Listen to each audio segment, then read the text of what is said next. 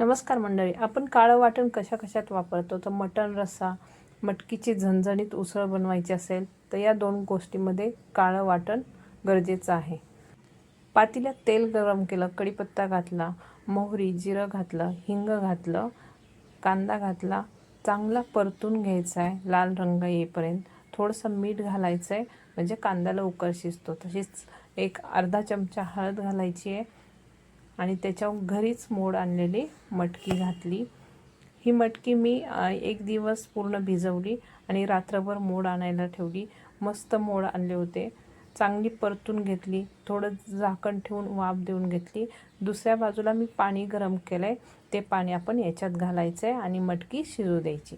वाटण्यासाठी 2 चमचे खसखस, 1 चमचा बडीशेप, 2 चमचे धने, तसेच 4 लवंग, 4 मिरी, तमालपान घेतलं. चांगलं ड्राय रोस्ट करून घेतलं आणि भाजलेला कांदा, खोबरं, लसूण, आलं आणि हे आपलं ड्राय मसाले बारीक पेस्ट करून घेतलं. झालं आपलं वाटण तयार. कढई ठेवली, त्यात तेल गरम केलं, मोहरी, जिरं, कढीपत्ता घातलं, तसंच काश्मीरी लाल 2 चमचे घातलं, 2 चमचे आपला घरचा मसाला घातला आणि हे काळं वाटण घातलं.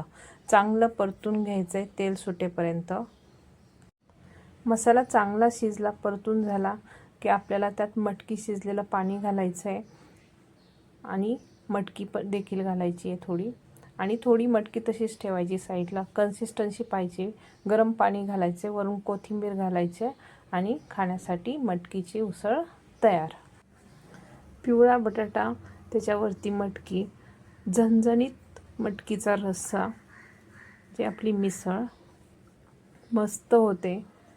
त्याच्यावरती कुरकुरीत फरसाण, बरोबर कांदा आणि लिंबू हवाच, आणि मिसळ म्हणलं की दही पाहिजेच. व्हिडिओ आवडला असल्यास लाईक, शेअर, सबस्क्राईब करा आणि माझ्या पेजला फॉलो देखील करा. चला भेटूया नेक्स्ट व्हिडिओमध्ये अशाच नवीन रेसिपी घेऊन. तोपर्यंत बाय बाय, गुड डे.